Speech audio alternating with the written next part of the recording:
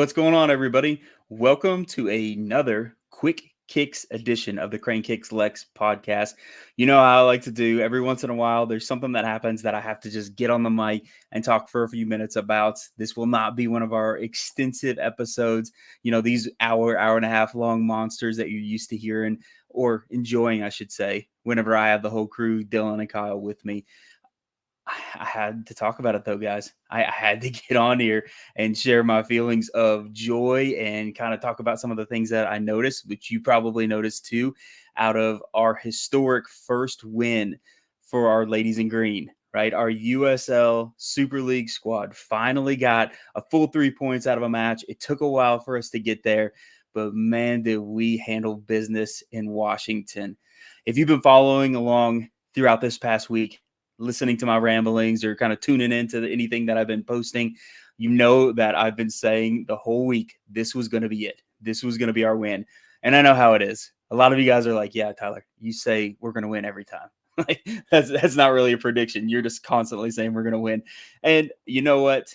Fair. But I'm saying I manifested this just as much as anybody else. And I'm so pumped for our squad. I'm so pumped for our city to finally get these 3 points and on the road, nonetheless. That's tough to do.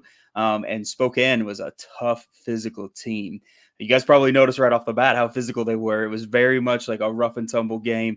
I feel like we adjusted well and that we gave it right back to them, and it paid off and dividends. It was very neck and neck. We would put the pressure on. I feel like we saw a lot of what we had saw that very first game where we were just really not giving the other team room to breathe early on. It pays off in a goal. Let's talk about our first goal in this match, the one that kind of opened up the whole can of worms for this match that featured 5 goals across both squads. Shea Moyer's goal was audacious. I can't believe that she took that shot, and I'm so happy she did. It was phenomenal. I know that like on the broadcast and a couple other places, it was mentioned like, oh man, maybe it was a little bit of a fumble by the keeper. Fair. Yeah. Keeper probably regrets not handling that a little bit differently, but it's tough in the moment, right? You have to make that split second decision, but you cannot take a single ounce of credit away from Shea Moyer to take that goal with such confidence and fired off in a way that you give that keeper such trouble to manage to come down with the ball or deflect it. All the props in the world. And not only did she score that first goal off of that wild shot, there were at least 2 other times in the match where she took a shot similar to that, one of which it hit the crossbar. So she almost did it not once, but twice in that same match. I would have probably lost it if it had happened, but it was very, very cool to see. I loved it. Of course, Spokane, they got a chance to answer back. They got a goal off of a kind of chaotic set piece, right? The ball gets played in. Everybody starts calling for handball from Spokane. Lexington's like, what the heck? There's no handball. Trying to clear it out. Lands at the feet of a Spokane player. They get that goal, and it's kind of a bummer because you're like, oh, please don't let this be the thing that takes the wind out of our sails. But then, of course, the ladies stayed fighting. We answer back, get another one. Maddie Parsons, she's a player that was tearing it up during this match, did really, really great in helping keep us in the game. She was a physical presence in the field. Spokane, I already mentioned, they were very, very much trying to kind of bully us off the ball and kind of dictate the physical nature of the game. Parsons stood strong with them, helped out getting our second goal, sent in a ball. And I thought for sure Amanda Allen was going to put it away because it was right to her. But then, of course, Spokane, that player right there kind of collided. The ball skips back. And at first, the way the camera is, you don't really see if anybody's making the run. And you realize we have 2 players making the run. And then we have McGuire, right? Mary-Kate McGuire comes in, buries the shot, gets us our second one. I was elated. I knew that we were for sure going to get the win. I hope, everybody else is feeling the same and not feeling that moment of like, okay, please, please, please don't let this slip through our fingers. But the ladies were just too fired up, right? Even whenever that second goal happened, I got to admit, I was like, oh no, this is tense. I still felt there was too much fight from our team. And as much as Spokane was kind of, giving it right back to us and keeping themselves in the game, I just knew in my heart of hearts that we had that locked down. But I got to give props to that second goal from Spokane. That one from Mina Ekic. A lot of you guys probably know of her, played for Racing Louisville. It would have been cool if she had come our way, but she went far out west. And props, that goal was nasty. It was top shelf. And the footwork, watching her play, I don't want to turn this into a yay Spokane podcast episode, but her footwork is phenomenal. You can tell that she is a super talented, dangerous player. Getting that goal, that was well earned. That was a tough one to defend. I don't know that many people could have stopped one like that. So yeah, props on that. But then with all that tension, with all that trepidation of okay, well, 1 point's not bad. We can do this. I was hoping for 3. We have another goal at the death. Another goal at the death. The wildest thing to me isn't just that it was a goal at the death. It's our second one in a row. That helps us get points. So we had one in our previous matchup. That's wild. The other stat line that's almost unbelievable is the fact that it's another Perez set piece assist, right? So her 5th one. We're up to 5. Leading the league by far with 5 assists, every single one off of a dead ball situation. That is impressive stuff. Like, you talk about a dead ball specialist. I don't know, that's it. That's textbook right there. So not only is it her 5th assist, but it's the 3rd time this season that she manages to link up with Sydney Shepherd, our center back, for a goal off of a set piece. So Sydney Shepherd now leads our team with 3 goals as a defender because of all these set piece opportunities. So it's becoming super clear that set pieces, man, that's our bread and butter. Like, if we can score a free kick in a dangerous spot, I mean, chances are we're going to find the back of the net. It's becoming really, really clear that that's one of our strong suits. And you love to see that, right? Because if you're going to earn those types of free kick opportunities, those dead ball situations, you can only hope that your team knows what to do and has a plan for capitalizing. And that stuff's not like by chance. It's not by mistake. I'd heard somebody say something the last time that Perez sent in the ball saying like, oh yeah, like that, just kind of happened to fall to a player and then get scored. No, it's not just that it just happened to, right? That's from practice. That's from technique. That's from knowing where to be. That's knowing each other's tendencies. So we got something special with that. What about a dynamic duo? It's them. So I'm looking forward to many more. I want people to have their jaws dropping with how many times that same link up happens every single time it does this season. It's impressive, and you love to see it, right? Let's talk about some of our tactics here too. Something that I noticed in this, I've told you guys on the pod, I feel like sometimes we play pretty narrow. We played a lot more wide this time. I feel like we kind of like stretched the pitch a little bit more. Even if you look at the heat map from the game, you'll notice that we were working the wings a whole lot, which was to our benefit. I think that was doing a lot for us and getting a little bit more into those dangerous areas. We've had some struggles with that in a couple matches, but I don't really feel like we had much problem this time. Constant penetration into the attacking third, constant opportunities for us to try and create something out of that. There were a lot of dangerous looks. Could have been more goals out of this from both sides. So it was really cool to see that we adjusted the game plan. Obviously, we had some tweaks to the lineup as well. The starting lineup was pretty similar to last time, but now we saw Hannah Richardson back in the mix. Our bench was a little bit mixed up, which is good. You like to see that rotation. You like to see players being worked in based on how they're going to benefit certain matchups with different teams, right? So smart plays all around. And our offside trap that we kept setting was near perfect.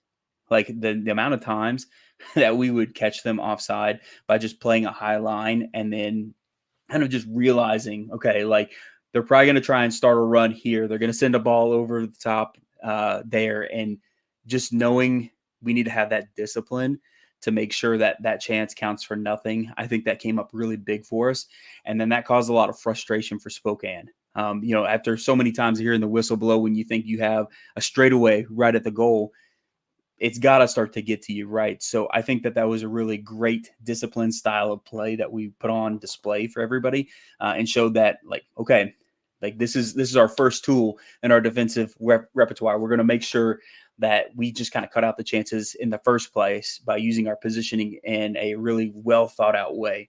So really proud of the team defensive capabilities that they showed in this one. And I thought we were way better about kind of making the defensive third claustrophobic for Spokane's players. Sometimes in past matches, we've seen that other players have a little bit too much space, a little bit too much time to decide what they're going to do with the ball. That happened a couple times in this one.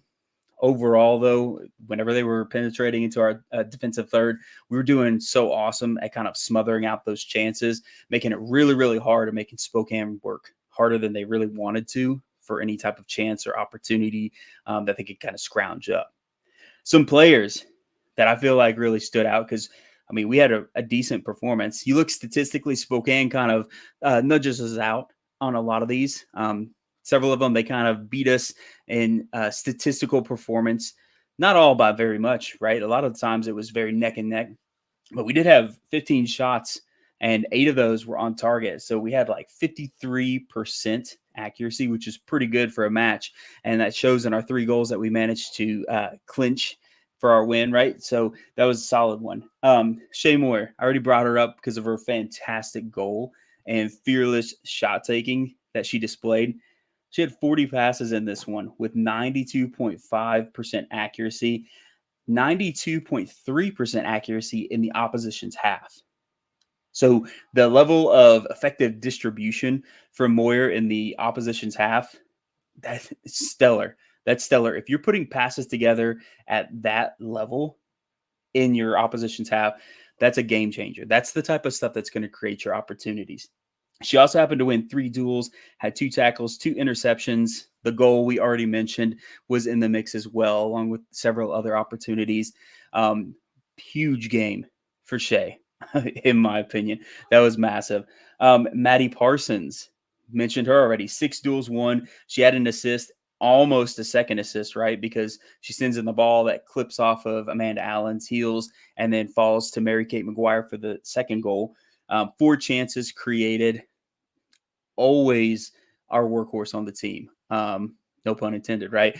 She is always going toe to toe with the other players. The opposition, doesn't matter how physical they try and get, Parsons stands strong. And I think that really benefits us and did in this one. Courtney Jones, 80% pass accuracy in the opponent's half. So she's a fullback for us, right? But in the opposition half, she had super high passing accuracy, 6 duels, 5 tackles. She did really great at controlling the wings, made some really ferocious runs to get back and close down potential attacking threats. Had a really, really good game. Perez, of course, has 4 chances created, an assist, 6 clearances. So again, we see another defender that was helping us offensively and defensively, kind of putting in work on both sides of the ball. We had a ton of players that had such a great game in this one. Statistically, and even if you look beyond statistics aren't always going to support what they're doing on the field. Sometimes you just have to watch and see. And it was a really well put together game from this team. They played awesome. You could tell that they were ready. They were practiced. They were making connections. They were fighting hard. I can't leave out, though, Sarah Cox. So Sarah Cox in goal for the 3rd time for us. What a performance. You know, from an outsider's perspective, they'll see the 2 goals and be like, well, 2 goals, though. You don't understand. You don't understand. One was just like a chaotic mess. The other one was a worldie. I get it. They're 2 goals, but you cannot take away from Sarah Cox's performance. She had so many clutch saves, high claims, punches, like her passing, distribution. All of it was essential to us winning this game. We could not have done it without the level of performance that she put on. Man, what a keeper. And if you did not see those saves, you have to go back and watch them. At least watch the one that she makes with her foot. Like towards the end of the game, she goes to dive for the ball, and then it looks like the ball's going to just go right past her at her feet, and she kicks out just perfectly and catches the ball. Like it's one of those moments where it's like, are you like even human? How did you manage to react like that? And it kind of felt like it should have been out of reach of her feet anyway, and she pulls it off. Um, and there's another save too, if you didn't see it. It goes right between the legs of one of our players going towards goal, and she manages to see it and grab it. And it was like point blank too. Cox had a stellar performance. I don't know that you could ask much more from her out of this one. I'm hoping that if it happens to be that that's who we go with in future games, we continue to see these great performances, because this isn't a singular thing. She did really great the last game she started as well. I think that she's done a phenomenal job stepping in, being a leader in that back line, shutting down these opportunities, helping inspire new attacks with her distribution. So great game to Sarah Cox. I think that everybody can agree win was just as much from her as it was from the goal scorers that we had. So phenomenal stuff. So hopefully, as we move into this weekend, we got a game against Fort Lauderdale. So we got a rematch on our hands. And again, it's an away game. So unfortunately, we can't be at the stable to watch them. And also, this is kind of a bummer. I have a little bit of a bone to pick with the people who make the schedule. The women are playing the same time as the men. Our USL One squad is playing the same time as our Super League squad. Of course, our USL One side is going to be at home. It's going to be here in Lexington. So last game at home for the men's side. Anticipate a lot of people want to come out and watch that one. But man, I really hate whenever they have these overlap for these games. I hope in the future we have less of that, so that way we can watch them live with full attention, not have to sit there and like dual wield between the phone and looking at the action on the field, or watching the action on the field and then later having to like pull it up and watch the replay and have to avoid spoilers the whole time. Man, like Bot Mob, if it's on your phone, they will spoil it for you, just so you know. So I would highly recommend you turn off notifications if you're the type of person that doesn't want that happening.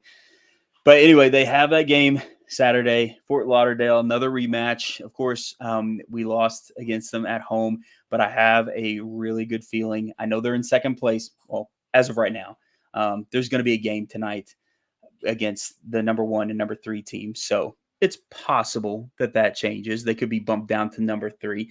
But no matter, it's still a top table team. Really got to make sure we carry this momentum.